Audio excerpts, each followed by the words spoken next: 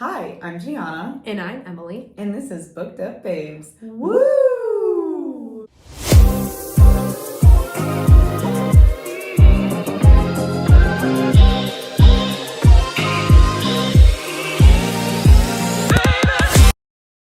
Hello, everyone. Hello. Welcome back. Yes. We have a super fun episode today. We do. We're really excited about this one Yeah. because this is like one of our favorites. I love this book so much. Yes. Yeah. So without further ado, we are discussing A Court of Mist and Fury by none other than Miss Sarah J. Maas. The Queen of Fantasy. I think her middle name is Janet. That's a terrible middle name. I was gonna say her full like government name, and then I was like, oh, I don't know if I know her middle name. I think it's Janet. Sarah Janet Maas? That's bad. That's not, I'm sorry. No wonder you go by J. Yeah. I have also noticed that a lot of authors lately have been doing their first initial and their middle initial and their last name. Have you noticed that? Oh, like V.E. Schwab. Like V.E. Schwab, T.L. Swan. T.L. Swan. Mm-hmm. That girl, the book that I just read, like Peaches and Honey, she's like I don't know how to pronounce her last name. I'm so sorry. It's like R. Dot and then like her last name, and I'm like, everybody's doing that now. Or like Amber V. Nicole. Yeah. Yeah, there's something about no more like just Rebecca Yarros. No. Yeah. All right. It's a movement, guys. It's like J.K. Rowling. Ugh, yeah. She did it.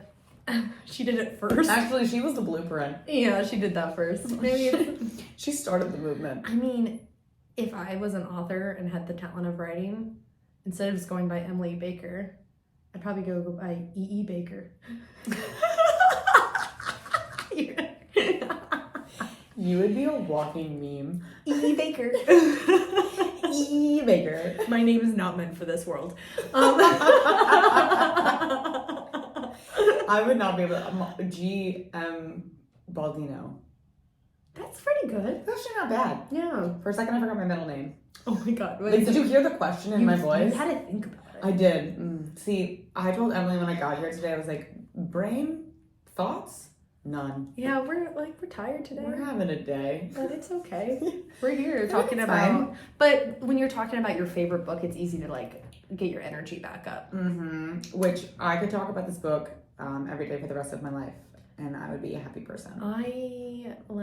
To me, this book is the perfect blend of romance and fantasy. Oh my gosh, yeah. Because it has both in a way that I think Crescent City 2 also is one of those. Like Sky and Breath is close in the it has a lot of romance and it has a lot of fantasy. I will still say that I think that this book is more romance than it is fantasy. This book is more romance than fantasy. Because even like Crescent City as a whole, that's like I think fantasy. that's more of a fantasy series. Same with Throne of Glass fantasy series, where like the romance is definitely secondary. Yes. In the Court of Thorns and Roses series, like especially in A Court of Mist and Fury, it's like the romance. It's a romance novel. It is at the forefront. It's a romance novel with a fantasy world. It's driving the car. Yeah. Mm-hmm. And I do appreciate this series because then the next book is more of a fantasy book than a romance book. Yes, and we love Wings and Ruin. That's a good book. So she takes us on a journey where not every book has the same lineup and feel. Yeah. Yeah, it's really nice. Agreed. So to go along with our Mist and Fury book, we have some espresso martinis. We do. And we decided to use like Goldschlager in them. Yes. With those little gold flakes. It felt very night court, very Rhysand. Very Rhysand. It just felt like I can picture him sitting there like in his study or whatever, and he's just like sipping on a Goldschlager. Cinnamon espresso martini. And we have these really cool like goblet glasses with some gold on there. Yeah. They feel very night court. Yeah. No, our night court teenies. Yes, and they're very good. Yeah. So yeah, they're very good. Rhysand would approve. Yeah. But okay, yeah, oh my god, I loved this book so much. And this book is just, it's top-notch fantasy. Which is a top-notch book. I just love this book. I don't even think it's like that it's fantasy. It's just a good book. I don't think I knew what loving a character was until I read this book. And I don't mean I don't mean that as in like loving a character in general, but like I don't think that I understood what it meant to feel the way that I felt about Rhysand before I read. Like, I think that he was the first of his kind for me. Okay. He's a first love kind of Oh thing. my god, I was deeply obsessed with him. Like your first book boyfriend. Yeah. Yeah. Definitely. Yeah. Because oh my god, I was obsessed with him. I mean, I love him so much. I think he's such a great character. Mm-hmm. And he goes, I mean, I do love that she, like, as the story goes, he, like, falls from his pedestal a bit. But, like, he's an amazing, amazing character. Mm-hmm. And he has a commanding presence that all the characters follow. Mm-hmm. And his relationship with Feyre, especially in this book, is just, like, top-notch in, like, the letting her have choice and letting her, like, take command. He's the perfect... I can't say man, because he's not a man. He's a male. Which I hate saying that. I hate having that word come out of my mouth. It's, like, my least favorite thing. But I feel like I would be disrespecting him if I just called him a man. Because he's Fae, so he's a Fae male. Yeah. So, like, he is the perfect male. Like, in this book, he's actually the perfect being. Yeah. He doesn't make any mistakes as, like, a partner or a person. No. Oh, my God, he's perfect. Yeah. Like, even from the very... So, it's so funny because, like, you finish A Court of Thorns and Roses and you are prepared to hate this man. But, like... Even in A Court of Thorns and Roses, I liked him. I liked him because, you want to know what? He's down. Like, everything he did for her, one of my favorite parts in A Court of Thorns and Roses is when she, she can't read, but she, like, wins that trial. Yeah. And he's in her head telling her what to do, being like, to stare down Amarantha. He's like, don't let her see you cry. Yep. Stare her down. Don't look away first. Don't look at Tamlin. Just stare at her, hold your head high, and then walk out. Yeah. And I was just like, I feel confused by your actions, but I know that I don't dislike you, but you're definitely still, I feel like you're problematic. And then we get to this book, and it's like, you, even with, like, before you really find out, like, who he actually is. Yeah. You, like, put the pieces together of the way he was under the mountain. It's like, he never actually touched her. No. He never touched her. The lines were never blurred. Single thing that he did truly was for her survival. Yeah. And it's like, reading this book, it felt like slowly waking up. I don't know why. Like, when I tell you, I was obsessed. I was obsessed. And also, I felt deeply connected to Feyre throughout this entire book. She's a really good character. Yes, she is. And I think that what, like, people forget, and we've talked about this, in relation to Sarah's other characters, they think they don't like Feyre as much because she's not as, like, you got Bryce, who's, like, super badass, and she'll tell you off to your face, and she's, like, got drugs and all this stuff in her system, and she's chasing after a demon. Like, that's some badass stuff. And she's just a regular old girl living in a city.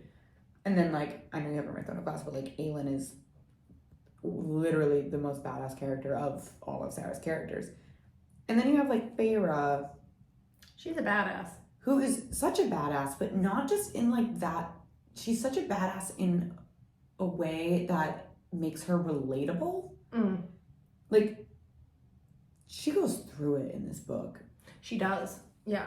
And at least I felt extremely close to her healing and, like, just, like, the way that she really pulled herself up. Yeah.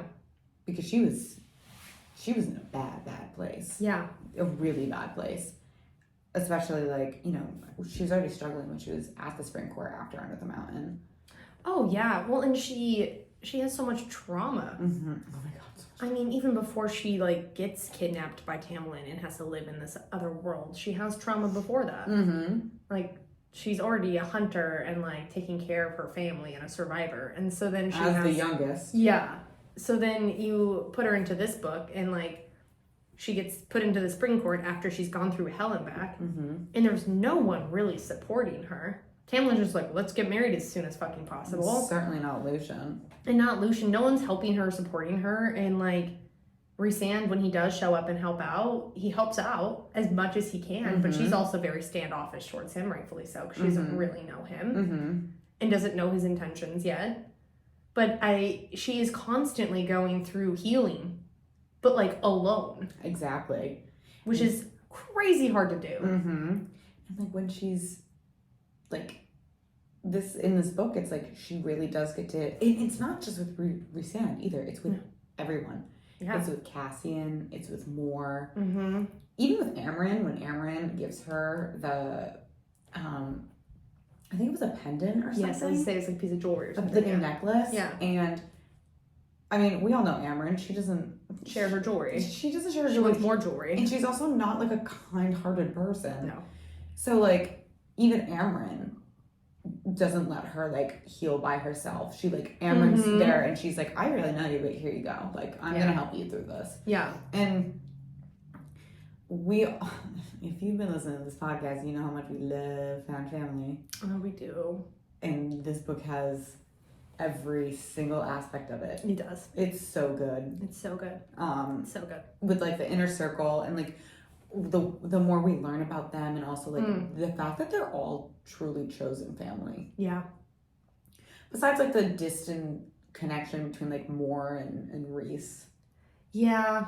They're really all like a straight up chosen family. They are just a chosen family. Yeah, they're just like people who found each other at different points in their lives and have all decided to give a fuck about each other and protect each other at all costs. Yeah. And have fun with each other when they can.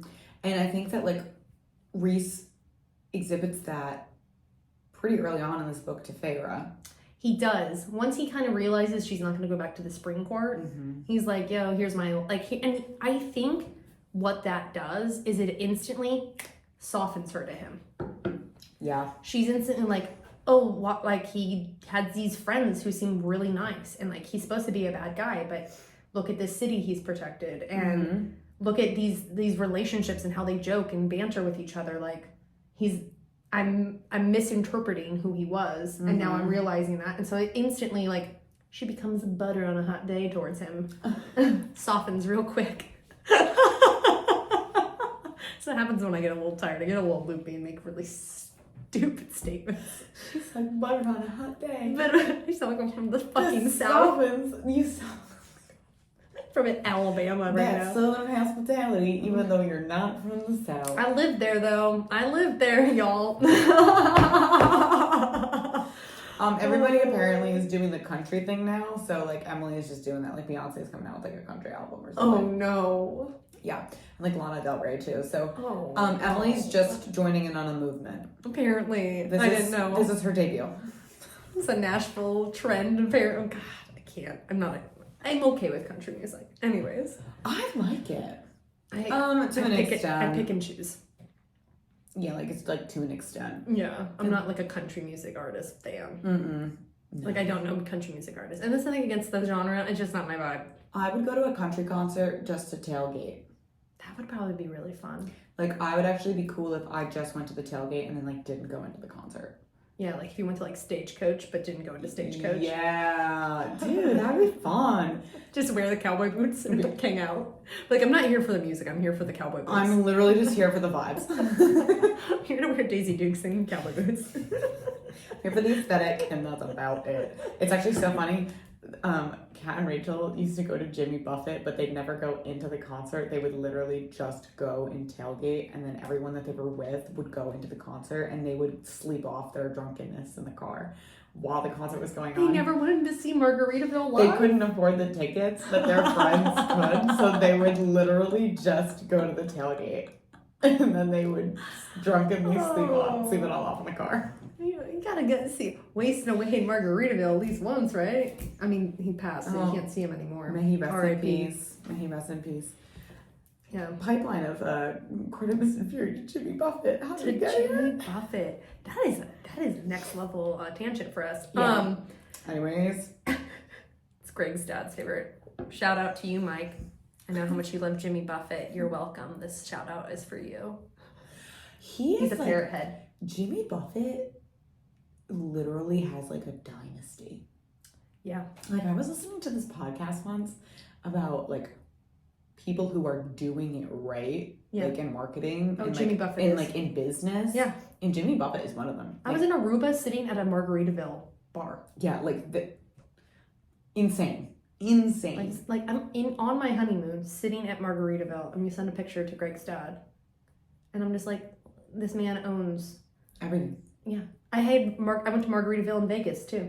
Yeah, Jack Johnson. Yeah, Jimmy Buffett was like, let me do your marketing, and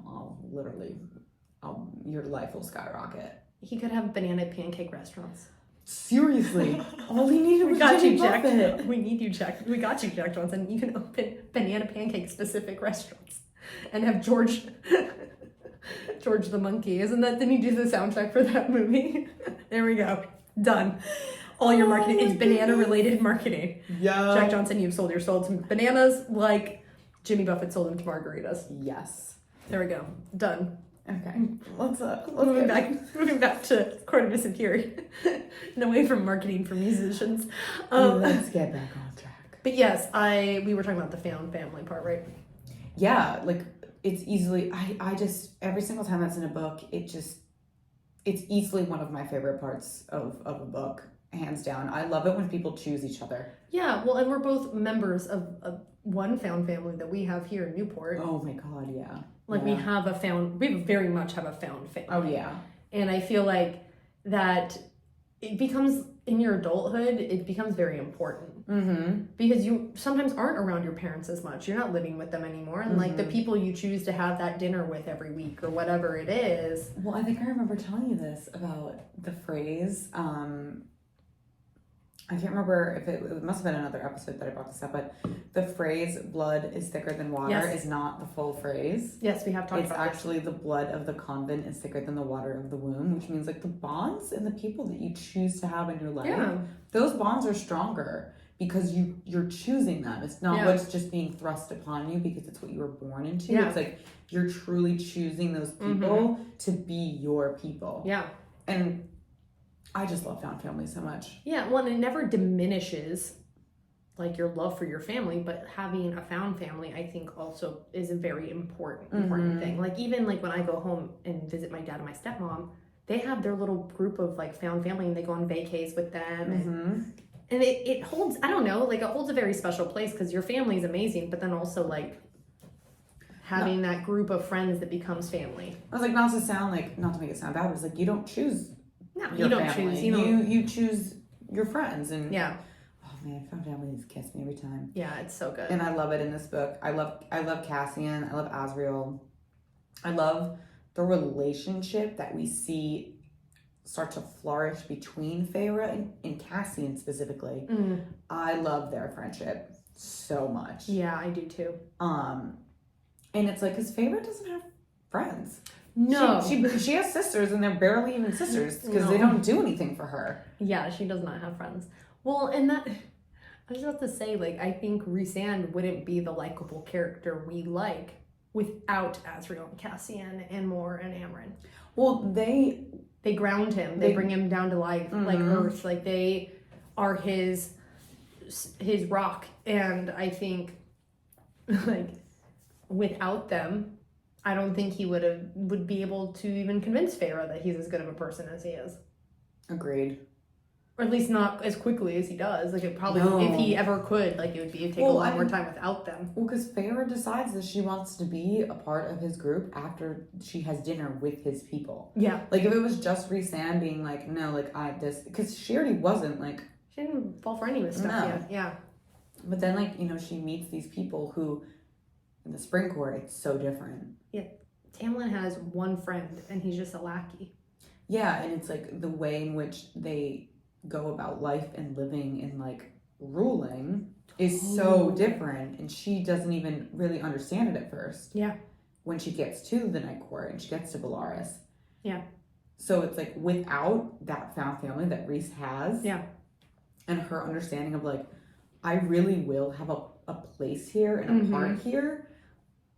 that's what really pushes her to be like, you know what? Okay, yeah, I'll work for you. Like, let's do it. Yeah. Well, and correct me if I'm wrong. This is the book with the tithe in the Spring Court.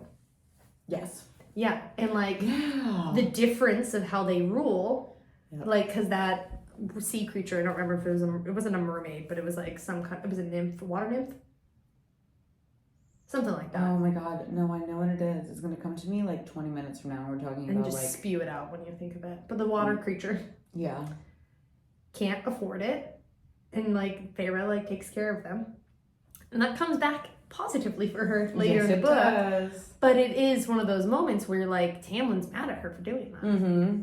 Whereas Rhys-Anne would probably 100% support her for doing that. Well, I mean, later on when it comes back, and I think they're called water wraiths. Water wraiths, that's exactly what it is. Yeah. There we go.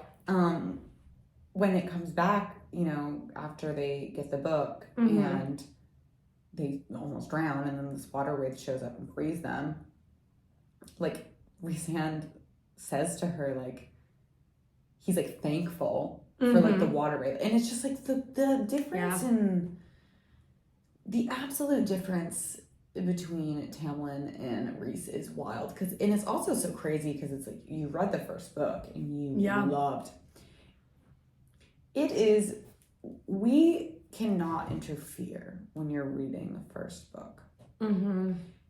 So like we've read it, but if someone around us is reading it for the first time and they're like, Tamlin's great, you just have to be like, yeah, totally. He really is. I loved him. The best way to like not lie to them is be like, I really loved him in this book. That's a good way to do it. Because everybody loved Tamlin in the first book. But then, you know, and it's like, it's hard because it's like, did Tamlin become a certain way because of what happened?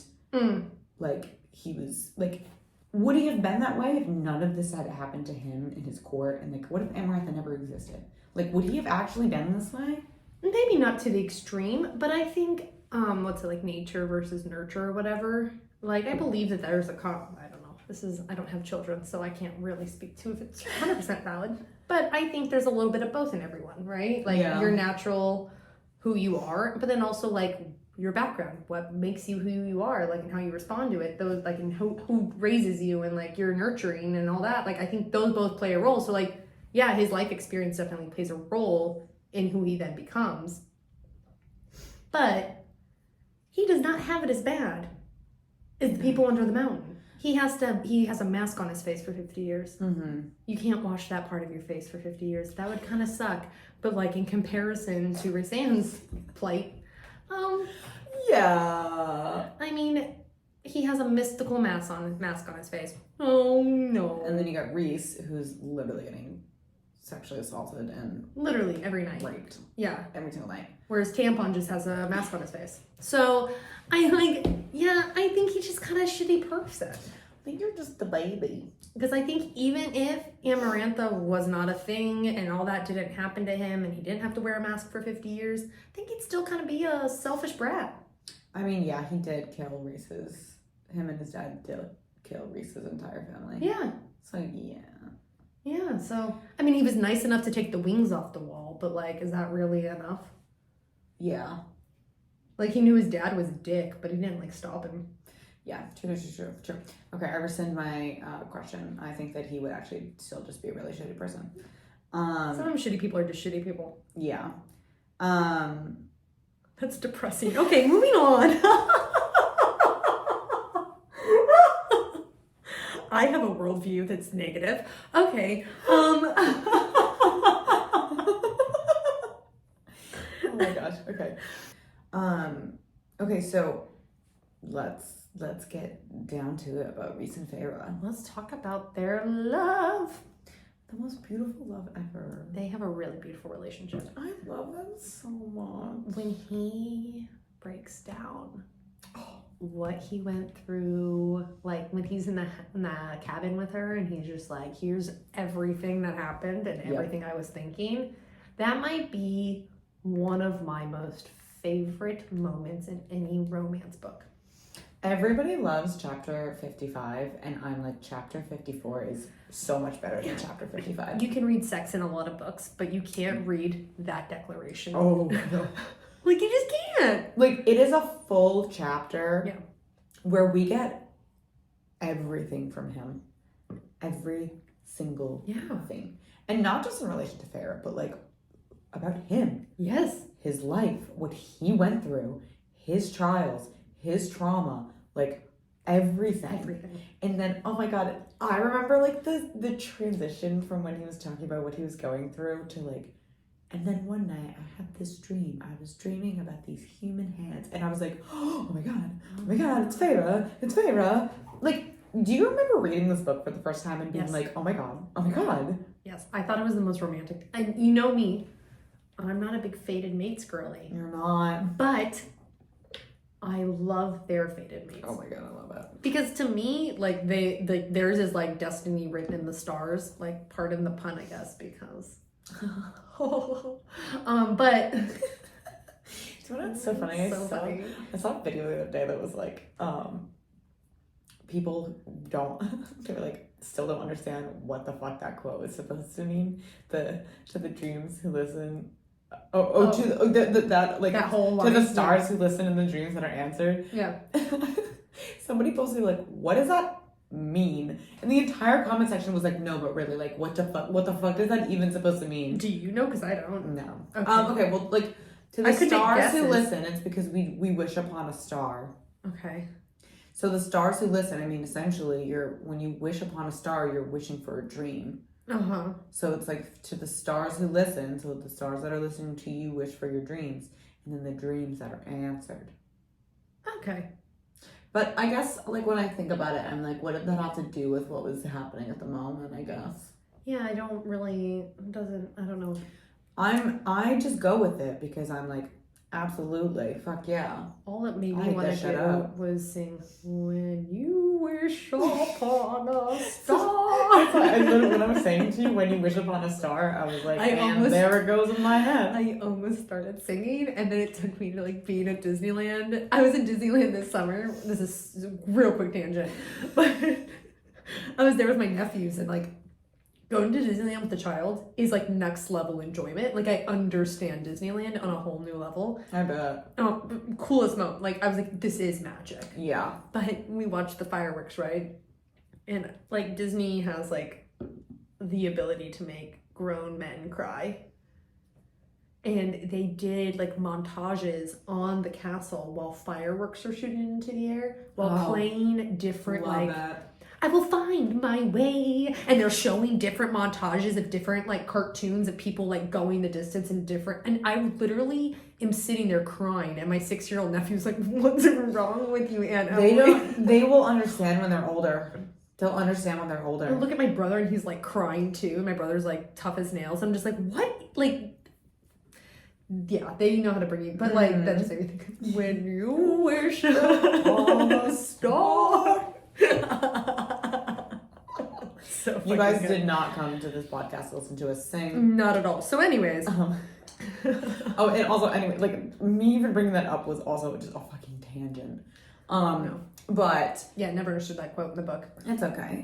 It's reset it, so I'm fine with it. But yes, like, their whole, like, him dreaming about her and, like, her...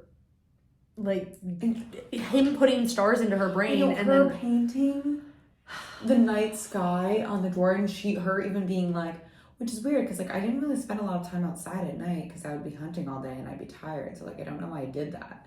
Yeah. It's like, and the fact that her birthday is winter solstice, and he didn't believe her at first. He was like, "Is it really?" Oh my god, stop! I just can't. I do love, like, they're to me as fated mates go, because like, no, this is like a pet peeve of mine. I don't think it's yours.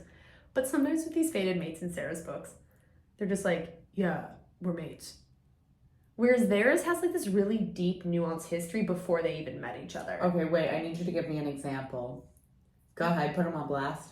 Who are we talking about? Am I gonna spoil? Oh wait, is this... like, I just mean like because this is... wait, who? What book? Like Silver Flames. Like, they're just like, we're mates. What other history? What other story do they have? Was he speaking into her head before they met? No. Well, no, I think Were they dreaming of each other before they met? I think Reese and Farrah have well, Reese is also like the most powerful High Lord. Yeah, okay. Like Cassian, love you, babe, but he's just a soldier. No, it's true, but I got soul, but I'm not soul. Oh my god, we're in a very singing, silly mood. I kind of love it for us. So I love this for us. But no, all that's to say is that, like, to me, like, their story of how they're mates has a lot more weight in it to me. Yes. Like when Lucian is like, oh gosh, she's my mate. I'm like, what? Like, there's no weight to that. No. And I think that I will say that with Lucian, I think that it came out not on purpose. Like, I don't think he meant to say it. I think he was in just an utter shock. But even still, it was just like, yeah, it was very, I just remember being like, what? Lucian, I have so many thoughts about him, but whatever. Yeah. Different conversation like, for a different time. love, hate. But, yes. no, their relationship is easily one of my favorite to read about, like, of all time. Yeah, it's just, and it's like so good. I'm a rereader, so I will reread a book. And when I tell you, like, I mean, if you were sitting here right now, you could see the spine of my book, like how many times I've clearly opened. It's been used, like, and it has tabs. It bends easily. this is a well-loved novel. Yeah. And I remember reading this book and loving it, and then reading it the second time and loving it, and then I think I read it the third time. And on my third time, I was like, I don't know, something about the relationship just hit me like more than it had before. And I just remember being like, this is the most beautiful relationship that I've ever read about, because of the way, I think it's my admiration for the way that Reese never, ever treats her like she's fragile. Yes, I love how he treats her and how he respects her so fucking much. It's the standard, in my opinion. Yeah, yes. Like, he never once treats her, because she's weak in the beginning of this book. Physically, mentally, emotionally. Like, I told you before, like, as I was flipping through, I came to a part that I love, which is in the beginning. It's like the second time that he takes her, and she's a shell. Yeah. And he's giving her the tray of food. Yes. And he's like kind of pulling it out of her reach, and he is trying to tease her, and she's none of it. She's not responding, like nothing. And you can, like, as you're reading it, you can like envision and hear in his voice like the fear when he's like, tell me what to do. Like, tell me how to help you. And she's just like giving him nothing. No, because she can't. Because she can't. Yeah. But even when that's happening, Reese is still not treating her like she's weak. That's true.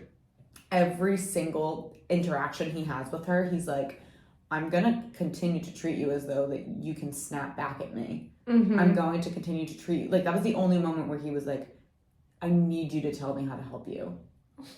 And he was like, if she wins. Yeah. Like, she wins. If this is how it's going to be, like, she wins. And, oh my God. And she finds her strength again because of him. She does. Because of the way, it's that unwavering belief in her. Yeah. That she's able to find her strength again, because there's somebody around her, including other people like Cassian, who's training her, and Azriel, and all of these people who are looking at her like she's worthy of being there. Well, and she's powerful as fuck. I know. And Tamlin just tries to put her away, and Reese is like, no, like, you're my equal, you're all of our equal. Well, she's not his equal right away, but like, you are worthy of being in my inner circle and like being a part of this, and we're willing to support you so that you can go off and do these things and like be who you are. Like, because when he sends her to the Weaver, thank you, I was gonna say the cereal, but he never sends her to them. No, Farrah, remember he like is like, how do you keep ensnaring the cereal? Like he can't even do it. Yeah. Cereal loves. I have a theory though about that. Oh, That's like go totally on. unfounded in anything. I want to hear it. But I feel like he like wants Farrah to catch him. What do you mean? I feel like the Elaborate. cereal wants to be caught by Farrah. Oh, I think that honestly. Okay, here's my theory. Like, no offense to Farrah, like, you're a badass, but I think he was letting himself get caught by I you. think he just wanted a friend. I think, yeah, well, I think he knew that she was important. Yeah. And so he's like, yeah, like, I'm gonna tell you information, you need to know it. So, like, I think there's a level of, like, because she's the only one that keeps catching a cereal, like, yeah, right. This illiterate human Yeah. who can't read or write. Yeah. Like, she's cool, but, like, Love you, babe. I think he's helping her out a little bit. I think he just wanted a friend. I think there's If I'm being honest, I think he just actually liked her. Yeah. And also, like, he gives her, I mean, I will say, he could have been a little more obvious here, buddy. But when he's like, stay with the High Lord, and she immediately assumes it's Tamlin, and I'm over here like, oh, sorry, you kind of told her it was the other one. But if he had in that moment, she wouldn't have believed him. Well, also, her journey would have been different. Yeah. Wildly different. Yeah. She would be different. Yeah. You know? No. Which, yeah. And if he was like, stay with like the Rhysand, she'd been like, what the fuck? She Like, literally been no. like, are you sure you know anything at all? Yeah, she wouldn't believe him. So this was worthless. Yeah.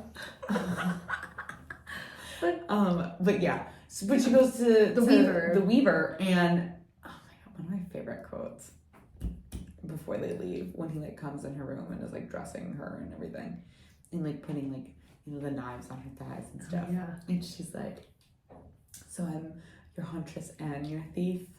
And he grabs onto the back of her legs and looks up at her as he's kneeling in front of her, like, and says, you are my salvation, Farrah. And I'm just like, somebody kill me.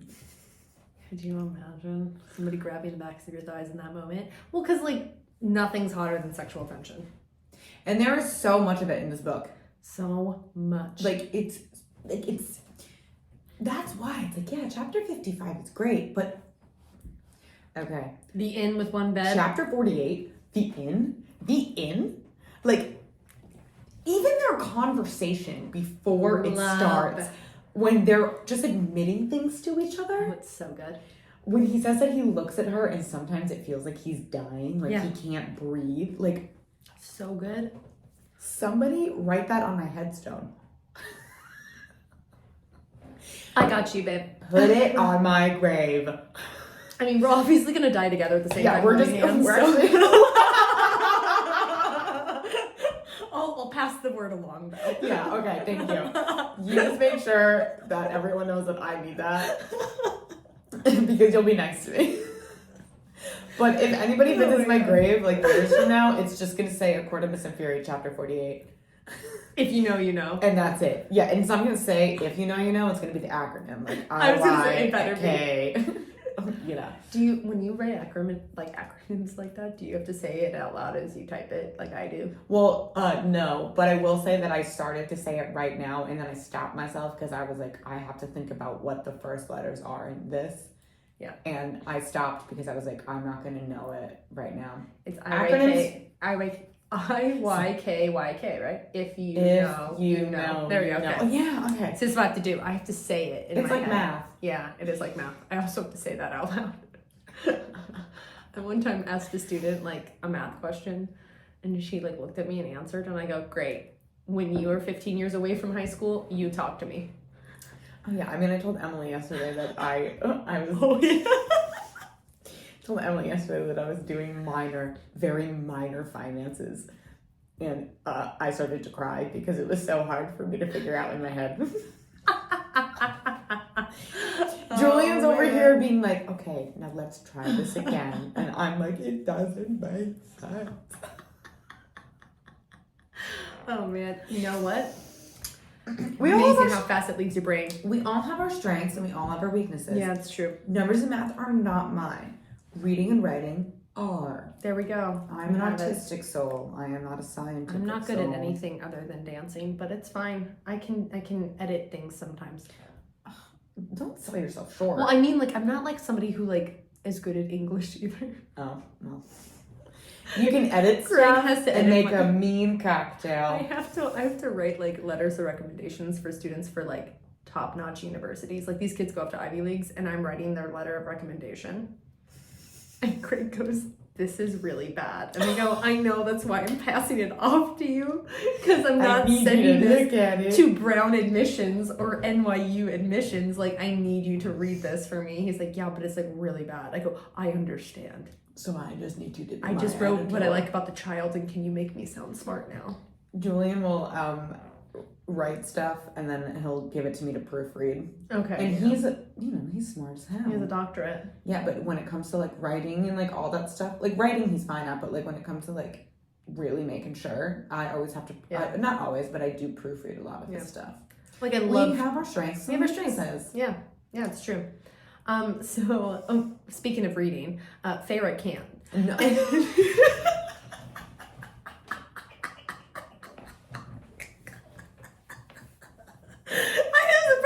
Segue.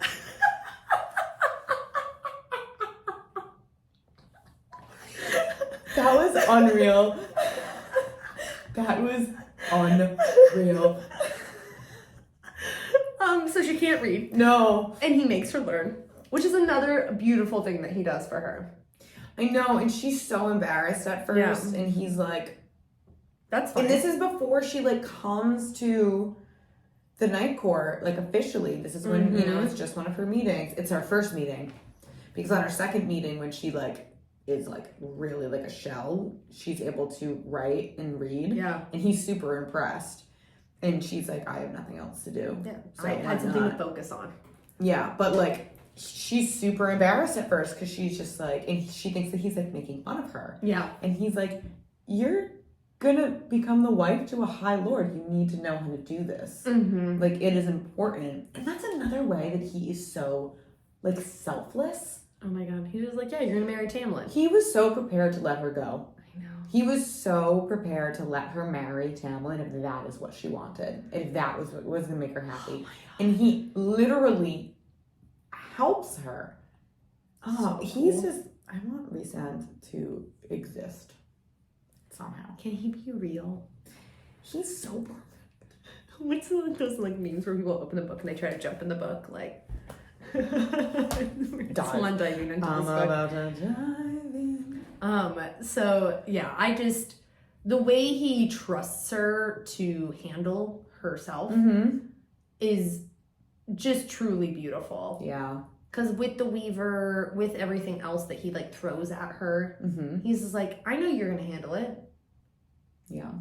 I love that. I just absolutely love that. Yeah. And like the beautiful development of their relationship over time. I mean, even when they're in the summer court in Farrah, it's like the first, I don't want to say it is, I guess, the first real time that we see Farrah like kind of giving into her emotions when it comes to Rhys. Like, yeah, there's like moments of like flirtation and stuff, but like I think it's the very first time that we really see that she is not only somebody completely different than who she was when she first got to. I mean, she's plotting and scheming, and she's courting essentially Tarquin, and I think it's also the first moment where we see her express more than teasing feelings about Rhys, because she's extremely jealous about Cressida. Oh yeah, she is. And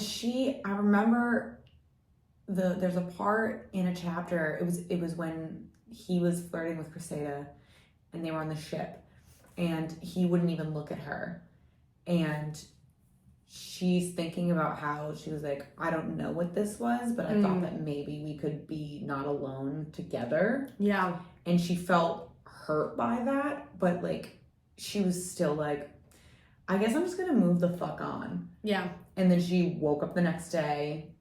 But that's the thing, like she woke up really late and she didn't leave her room because she was afraid of seeing Rhys with Cressida like coming out, and like she was afraid of hearing things from his room. And I think that was the first time we really saw her, it's true, like feel real things towards Rhys, but at the same time, like, because if it had happened before, like when she had first gotten there. I feel like that would have broken her. Yeah. And instead she was just like, okay, well then fuck you. I'm gonna go flirt with Tarquin. Yeah. And I'm not gonna look at you. And I'm gonna go, you know, like do my thing. Bye. Well, and she's numb for the first half of the book. Mm-hmm. So even if she is feeling anything towards him, she isn't like, she has numbed herself from all emotion. Mm-hmm. So I think that's where she starts to break. Yeah, I think that's the real moment, because she mentions later on that, and I know that like it must be true for her because she says it, Mm-hmm. but I think it was in the summer court when she really started to feel things for him. Yeah. But I think when she mentions it happened on Starfall. Which is such a beautiful... Is that before or after? That's after. That's after because Summer they Court. get in a big fight right after the Court of Nightmares. That's right. Which is a good Honestly, talk about sexual tension. There is some very, not to totally put a damper on that entire scene, there's an undercurrent of something else there. Yeah. Because it's very reminiscent of Under the Mountain. Yeah. And Reese feels her tense up. Yeah. And his first words are, don't worry, it's just your body physically reacting. And like when you put those like that, like those words coming out of his mouth and like the parallel of like the character that he's playing and what he went through, it's so sad. It is really sad. It's so sad. I don't think we talk enough about how much of a victim Rhysand was. Oh my god. No. It gets very glazed over. Men being sexually assaulted gets glazed over in books a lot. Mm-hmm. Which makes me sad because makes me very sad because it's very, very, very real. Hell yeah. It's different than women, but it's very real for men. Like the men, like I think there's probably a higher probability as a woman to get sexually assaulted, but that doesn't negate men to get sexually assaulted. Mm-hmm. But it's one of those things where he is sexually assaulted for 50 years. Mm-hmm. And like, it's such, I don't want to say that it's such a big part of who he is because I hate saying that. But in ways, it at least in his healing part of his life, in his journey with Feyre, and like the way that he moves forward after that part of his life, like it is a pretty integral part of him. Like his experience, it's still his experience, and what he went through for 50 years, and it's like to not. And I know it's because it's Feyre's point of view, and we're focusing on Feyre, and I get that, but like there were maybe 2 instances where it was brought up in the book.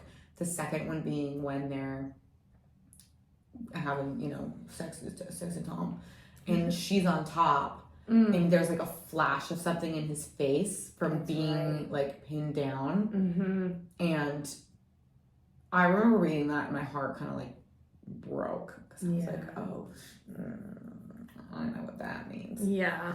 But there's really only 2 mentions of it. It doesn't get talked about enough. No. I guess it's like, I mean, how much do you need to talk about it? Do you need to but I think it could be talked about a little bit more than it is. And acknowledged. Yeah, I mean, Feyre is such an open book about what she went through. Like, another one of my favorite scenes is when she's sparring with Cassian. Oh yeah, that's a good scene. That's such a good scene, and she just lets herself feel, and she lets it all go.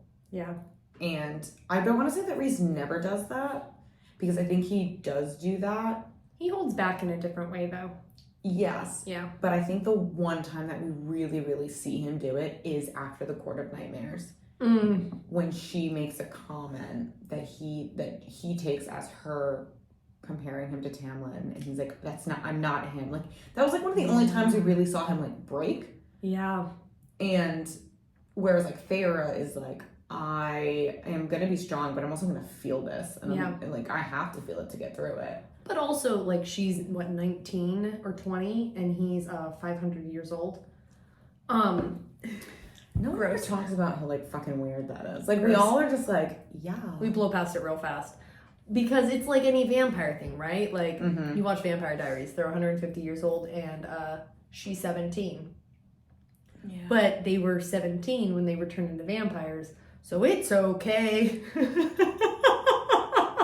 Because they look 17. Because they look 17. Same with Twilight. Same with any vampire book. Mm-hmm. The guys from like the Civil War. They're always from the fucking Civil War. They're always from the Civil War. What is up with that? What is up with us being like, it's a white guy from the Civil War? Were there vampires in the Civil War that we're not aware of? That like we need, like, sorry. It is always the Civil War. It's always the Civil War. Like I'm sitting here being like, is it any other war? But it's literally always the Civil War. Vampire Diaries is Civil War, and True Blood is Civil War. And what's the guy's name from Twilight? Not Edward. Jay. Starts with a J. The dad. No. Oh, Jasper. Jasper. Yeah, he's from the Civil War, isn't he? Yeah. From the Civil War. There we go. Yeah. I'm like, Wow, I pulled that out of the vault of my I mind. can't believe you knew when Jasper was from. Isn't he like the newest vampire of all of them? I don't know I why I haven't- knew that like so quickly and adamantly. I was like, I haven't read those books in 15 years. That was really impressive. I don't know why I pulled that out That of was- like the crevices of my brain, but you know it was correct. So It was correct. it was a good example. Fucking funny. But yeah, it's always a Civil War. It's so weird. But there's something about us as women who like these books that blow past the age difference in a way that's like, it's a little weird. Yeah, I'm over here like, oh my god, a 50-year-old with a 21-year-old? Ew. Yeah. A 500-year-old with a 19-year-old? Because they look the same age. It's Because they okay. look the same age and it's a fantasy novel? It's okay. Yeah, so I mean, he does have the maturity of handling his emotions in a way that she doesn't have. He's been through 500 years worth of trauma. Yeah, but... And it doesn't, I don't know. That doesn't negate his recent trauma. No, I'm agreed, just saying he knows how to, like, as you get older, you know, like we know this, like how you handled your emotions at 19 is different than you handle your emotions now. Yeah. I don't know. I guess I thought that maybe there could have been, which, like, I guess maybe he's been through enough and I should leave him be. At this I should point, just let him be. I'm sure he has some, like, way of compartmentalizing his 500 years of trauma. I would hope so. I know. I would hope he had some sort of coping He's mechanism. been through wars. His family died, like, brutally. Like, he's been through shit. And, like, I'm sure Under the Mountain was also more shit on top of all the things he's been through in his 500-year existence. Yeah. But I'm sure he's also learned how to cope quickly or compartmentalize to get through the day and then have moments of weakness and moments of breaking. But for the most part, where she has 19-year-old emotions and she's like, I feel everything. Yeah. I guess, like, I'm coming from it from a place where, like, when I was dealing with some pretty intense trauma, like, I was like, for me to heal from this, I need to be able to express it to people. I was the same way when I went through something really tough. Like, but I was like... But everybody handles it differently. Yeah.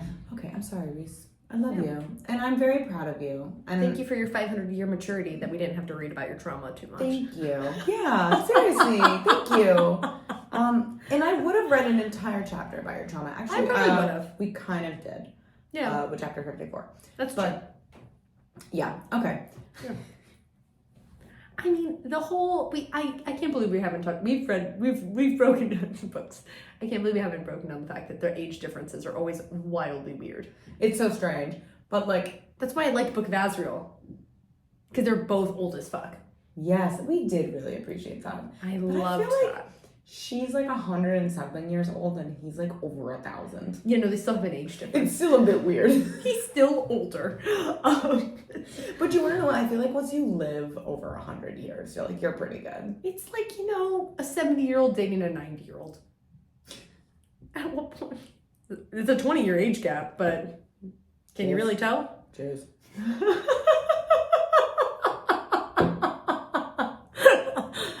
I'm sorry, I'm on one tonight.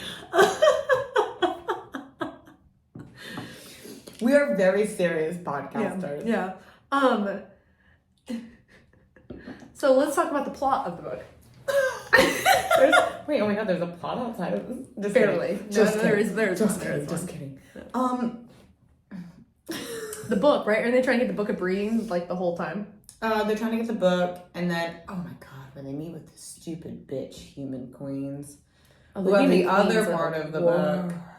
And then they it's Valaris. They put Valaris at risk to get this. I know. And they screw, and like, the best kept secret in all of Brithian. And Reese, I just want to like think about how Reese was like, okay, I'm going to show you this place that I literally degraded myself for 50 years to keep safe. And I'm going to show you it so that we can get the help that we need. And then they betray him. Can you imagine how that must have felt for him? They fuck him over I'm just thinking about what that must have felt like for him. I think that was almost probably more traumatizing than like his recent traumas, because I feel like that was something that that's like fucking over your baby. Like, that's his baby. Yeah. Like, and also it's like, because he's a martyr, man. He doesn't mind trauma that happens to him personally, but trauma that happens to things he gives a fuck about, he cares way more about. He cares about protecting his friends in his city more than he cares about his own safety. So like, him giving up his city and its safety, that has to be probably the hardest part in the book for him. And then to be betrayed. And it's also like, you literally went through everything you went through. Yeah. To keep this place a secret, to keep it safe. In a matter of days, undone. Yeah. And you know, in a lot of times in these books, it's like because of the girl. But this had nothing to do with Feyre. Like, you know what I mean, though? Like, a lot of times they're like, well, I gave it up for you. And no, this is them trying to, like, realizing they're going to head into a war. And then they need every tool they can to survive it. And thinking that they found allies. And, oh my god, these stupid bitch queens. The queens are the worst.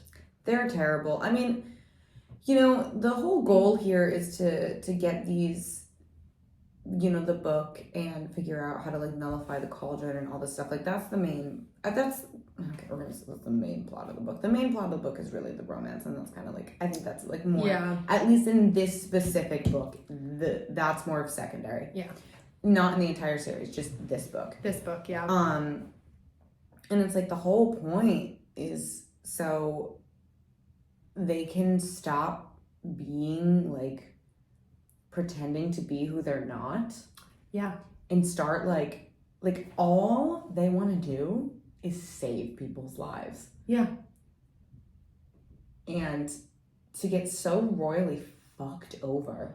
That's so messed up. And like, you think about it, because then in Wings and Ruin, should I talk about Wings and Ruin? No, let's call it a spoiler. I'm not gonna talk about Wings and Ruin. We technically shouldn't be talking about that yet. So you'll hear about it in our Wings and Ruin episode. Yeah. Okay. Rewind. But yeah, I mean, like, they're honestly just a group of people who are trying to do the right thing and to kind of like stop playing this facade. And the moment that they try to do that, they get betrayed. Yep. Not just by the queens, but who but Tamlin. Tamlin sucks. And then you get Lucian, who's standing there and he's like, what is going on? This was not the plan. Like, this is not what we should be doing. But Tamlin is so far gone.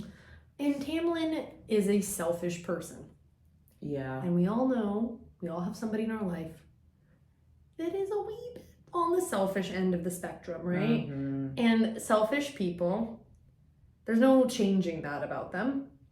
Yeah. They're always going to think about their feelings, their emotions, and their end game before they think about sometimes the whole picture or somebody else. And Tamlin personifies that throughout the whole book. He's always thinking, well, what does Feyre mean for me? How does Feyre support me? How can I get her back? That's his, like, always his thing is like, well, because I love her. He doesn't care about who she loves. No. He doesn't care about her feelings. He doesn't care about what's right for her. He doesn't care about her sister's safety. And he's also so blinded by it that he's like, oh no, you must have been coerced You must have been. He has some sort of control over you. You didn't write me that letter. He made you write that letter. He is living in his own version of the reality. And so, like, he makes these really awful, idiotic choices because he lives in his own reality. Like, he can't see that she's in love. Like, Lucian sees it. He's like, bro, she's in love. He literally is like, something ain't right. I think you're lying. Yeah. Like, literally, she's like, break the bond. Oh, my God. Oh, and when Reese is freaking out. Oh, my God. When I read that for the first time, I was just like, no. No. And then you get the last chapter and you're like, oh, okay. Everything's fine. Yeah. And then we find out that Fair is High Lady. Yeah, which is great. That's a great way. Like, do you know how happy it makes me that, like, this is another reason why Reese is just, he's it. He is the man. And it is because he's like, you will never stand behind me. You will always stand beside me. You are my equal. You are my High Lady. There's never been a High Lady. Actually, no, there has been a High Lady. But like years ago, right? Many moons like ago. It's unheard of. Yeah, but now it's like, no, you're just like the consort. Yeah. Or you're a wife. You're the High Lady. You're the High Lord's consort. Yeah. And Reese is like, which just sounds like whore to me. Whore? Yeah, consort. Consort. I know that's not what it means, but like to me, like kind of means like, is it like you're a whore, right? A little bit. Like you're a little slutty on the side. I don't know. It's like your main bitch, but like stands a little bit behind you. Yeah, because the consort, you're not married to them. No, you are. Oh, you are married to them? See, then yeah, to me that sounds. You're married to them, but you're like, it's like, I don't know how to explain it. It's like when you're the consort, you're not there. You're not like an equal ruler to them. Yeah, you okay. You know. Yeah. Whereas like. It's like a princess to a queen. Kind of. Okay. Yeah. So like, let's take. So like King Charles. Yeah. Camilla is a consort. She's not queen. Okay. Yeah. You know. I don't think so. At least no, she's definitely not. No, because going down this road, but she actually he wasn't allowed to marry her originally. I know because she didn't have enough like. Royal lineage or whatever, you know, she's not like high enough ranked in like British society or whatever, like whereas Princess Diana was. Yes. Yeah, Princess Diana had the right blood. So fucked up. And so then that's why God love the Commonwealth. Because if I remember correctly, I've watched enough documentaries. He loved Camilla before he even married Princess Diana. Like him and Camilla had the thing before. He only married Princess Diana because he couldn't have Camilla. Yeah. Yeah. And then he married her, and then they got divorced, and then he was like, "Fuck it." Yeah, pretty much. Yeah. But so okay, it's like that then. It's kind of like that. Yeah, a consort is like you are married to the ruler, but you're not necessarily like their full blown equal. Got it. Okay. Just sounds like slut to me. Yeah. Just sounds like the person. This is the person I bang. You're a slut. Yeah. I don't know why. Maybe I'm thinking of what I'm confusing it with in my brain. Like why consort sounds like that to me. I don't know. I don't know either. Like a geisha. Oh, I think you're thinking of like because you know kings used to have mistresses. Yeah. Okay. You know. Yeah. I'm like that's where my brain goes. Because I went like hardcore into Queen's podcast. Shout out. Yes, you did go into this. Super hardcore. Super deep. And it was like a normal thing for kings to be married, but to have like a royal mistress. Oh, yeah. And I was just like, that shit would have not fucking flown with me. No, it was different, but like also they didn't marry people they were in love with. True that. Yeah, so it's a different time. Oh, that shit wouldn't have flown with me. Yeah, but how fucking rude. So you can bang another chick, but I can't have a hottie toddy on the side? That'll make me a hoe, and I would get hung. Oh no, women. But you can have sex with whoever you want. Women had no rights. What? It's been a man's world for far too long. It's a man's world. I was just about to do that. Oh my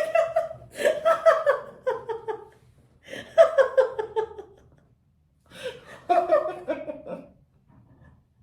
Also, the laugh I just did was like the little Asian guy in Princess Diaries.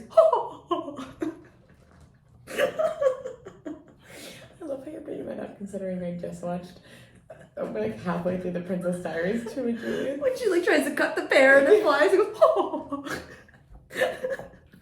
Oh my god, Okay, I'm so fun sorry. fact about Princess Diaries. So in Princess Diaries 2, she's like waving at the very beginning and her bracelet flies off her hand and the guard behind her catches it and hands it back to her and goes, it happens all the time. Do you remember that part? Yes. Okay. Of course.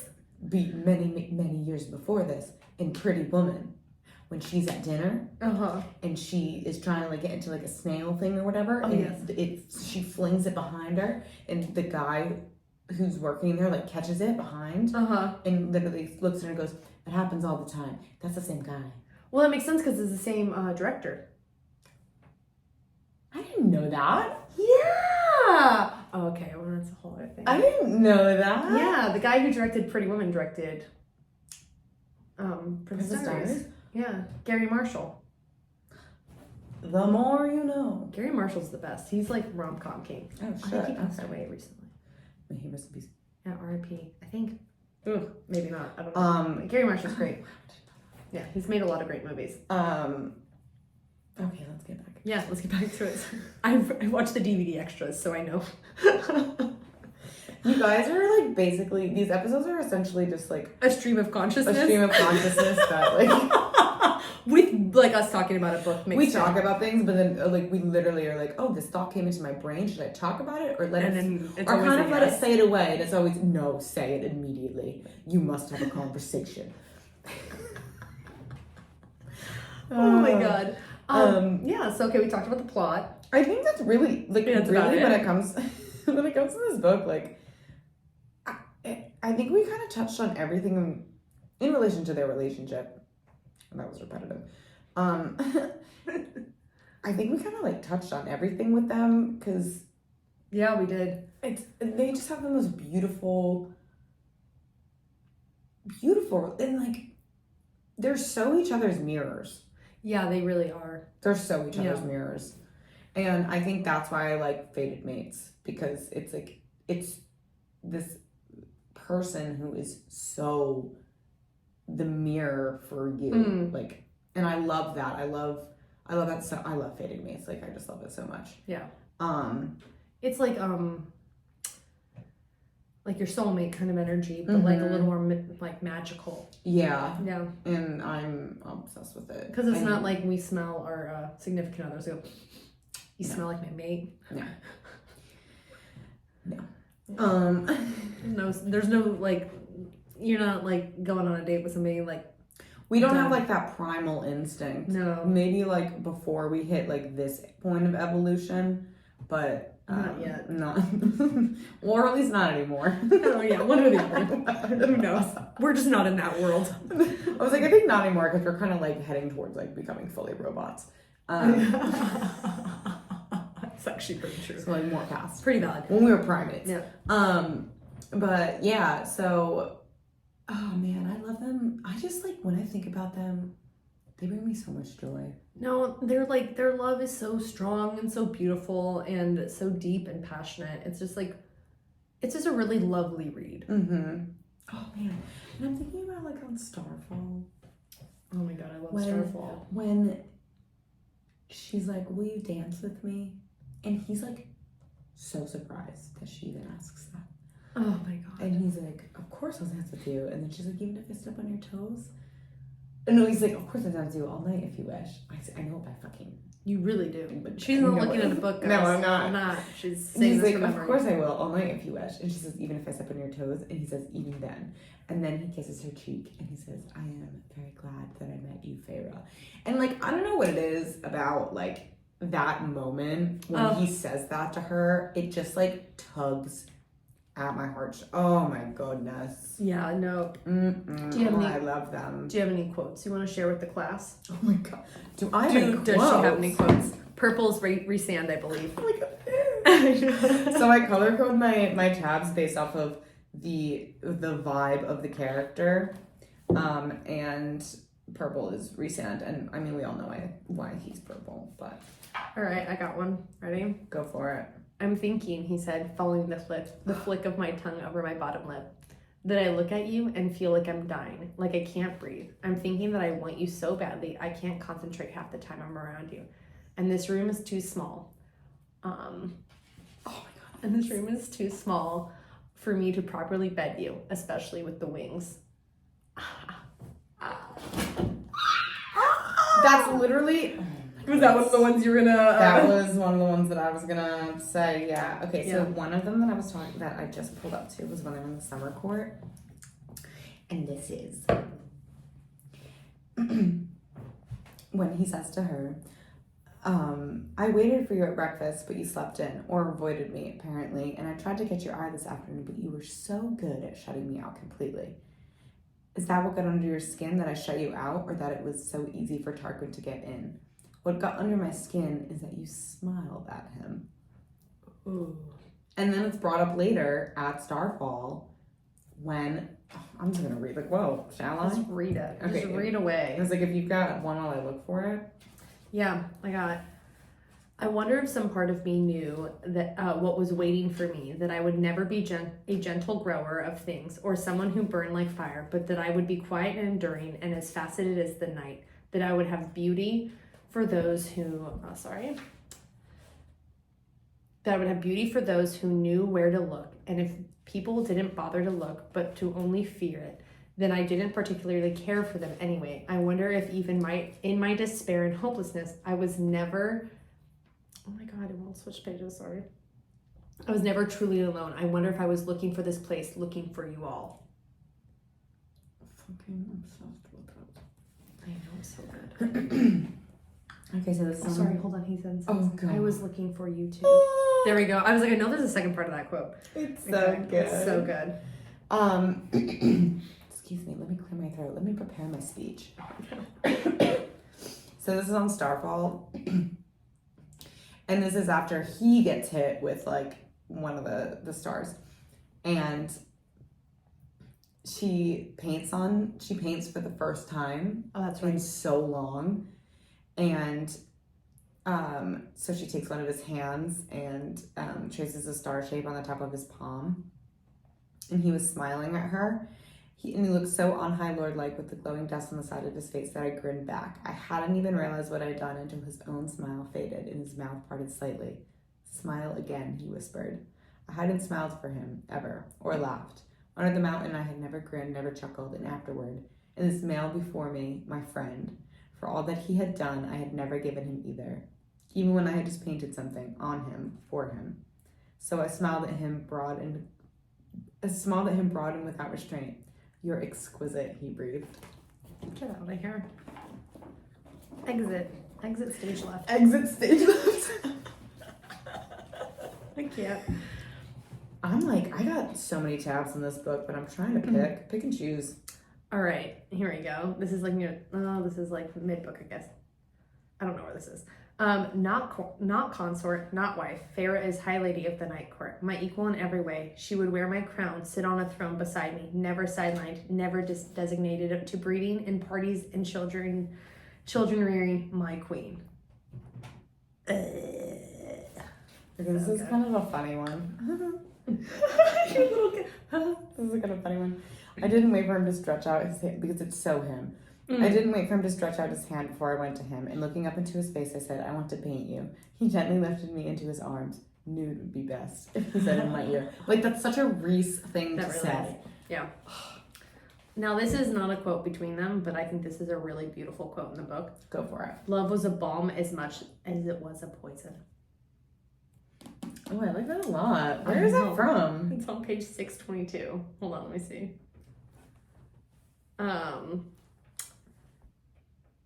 They're talking about Tamlin.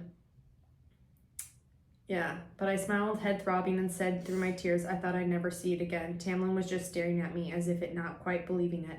I thought you would never either, and you sold us out. And she's thinking, sold out every innocent in this land for that, all so you could have me back. Oh, this is at the very And she goes, end. love was a balm as much as it was a poison. Mm. I remember being like, damn, that's a good line. Mm-hmm. Because it's true. Yeah. Love doesn't always mean positive. Exactly. Yeah. It can be destructive Yeah. and suffocating. Yeah. It can be many, many bad things as well. Yeah. This is when they're in the inn, and he's tugging on his hood to go downstairs and get food and stuff. And she goes, death, in her mind, she says, death on swift wings. That's what I'd call the painting. He said softly, I love it when you look at me like that. The purr in his voice heated my blood. Like what? Like my power isn't something to run from. Like you see me. And then she goes, I was afraid of you at first. And he said, no, you weren't. Nervous maybe, but never afraid. I felt the genuine terror of enough people to know the difference. Maybe that's why I couldn't keep away. And I will not read any more quotes because, you know, I have so many tabs. She has a lot of tabs.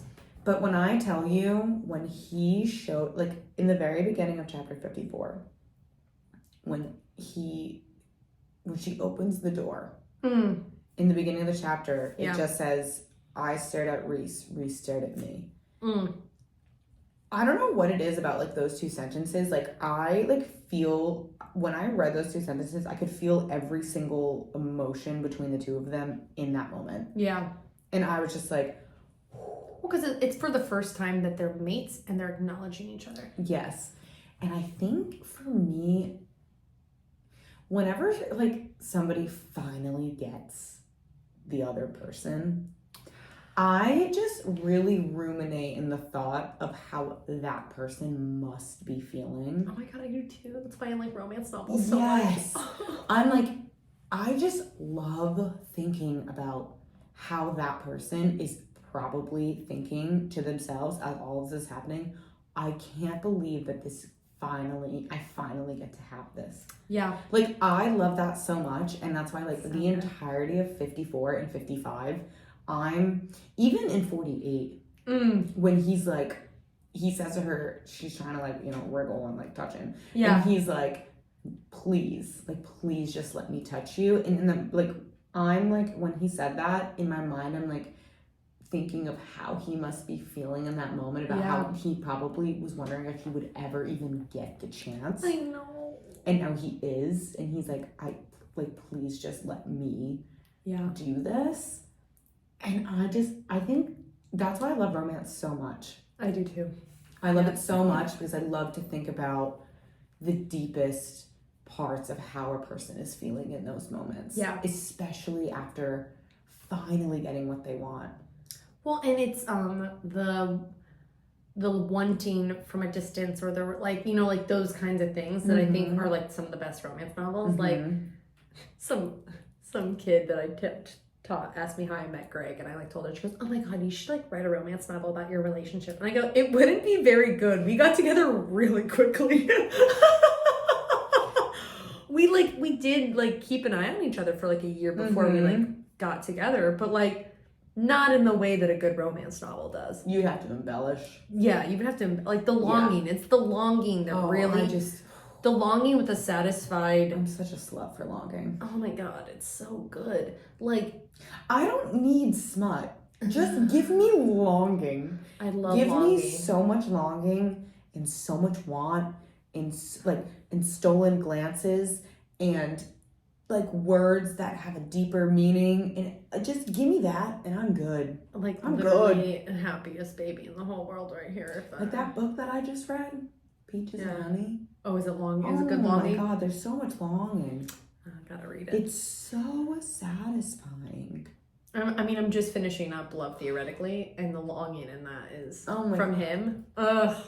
We love that. We eat that up. I eat that up because it is like, I think it's so much better than anything else. It is. Because you feel, it's like, it's just like thinking about how that person feels. Yeah. Understanding how that person feels. Like really like thinking about it as you're reading about it. It just is, nothing compares. No, it's just like top quality stuff. Exactly. Yeah. That's why like I love a slow burn.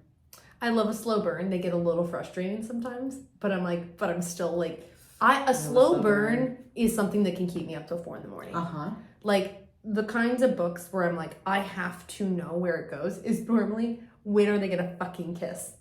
Seriously. And I will read until they kiss, and then sometimes I'm like, okay, I can put the book down. Right?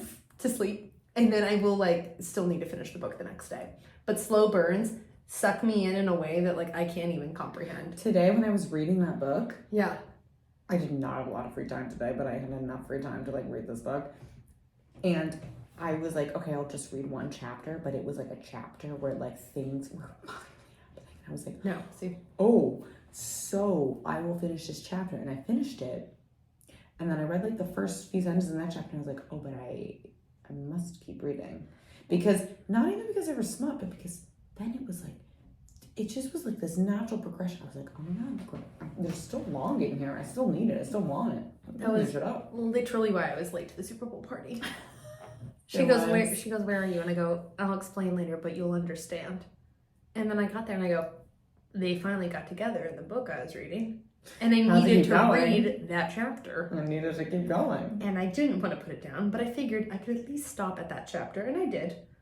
But I was like, to watch, the Taylor Swift spotting game. It's literally what the Super Bowl was for me. Honestly, like, sorry. I mean, it was a good game, but I like football. No, but I'm saying, like, even if you played the game of take a shot for every time they showed Taylor Swift, You'd be pretty sober. you'd be pretty damn sober. I was gonna say, I think they maybe showed her Because I was trying to start 4 that drinking times. game. Like, And it was they like showed not her, that fun. Maybe 4 times. Yeah. That was it. So I was just like, It wasn't that intense of a game. the Brads and Chads No. were pretty pissed. Well, so do we want to rate this book 5 out of 5. across the board? Oh, fuck yeah. Yeah, I'm down for that. Like, this is a 5-star read. For There's me. no like Russian judge giving it a I just caught. I know what the fuck you were saying.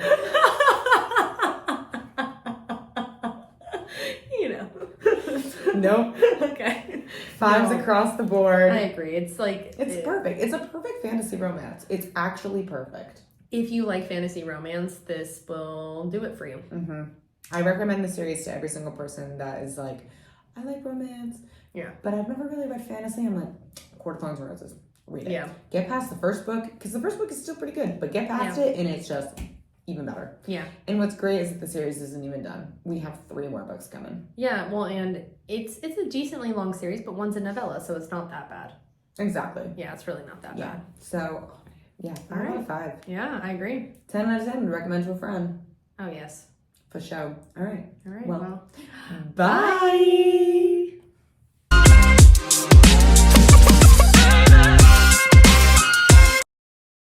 I need alcohol. Okay. Ooh. Okay. I do that every single time. Okay. There goes my hero. Watch him as he goes. Okay. Well, that's our sound check. That's actually the perfect song for that moment. Oh my god. If you really think about it. In the movie. Perfect song. I know, it's fucking incredible. Needs to hear that again. Ears bleeding. Okay. Oh, I just snorted. Okay. We look Okay. so funny in our matching sweaters. Such an ad for Etsy. Literally. Okay.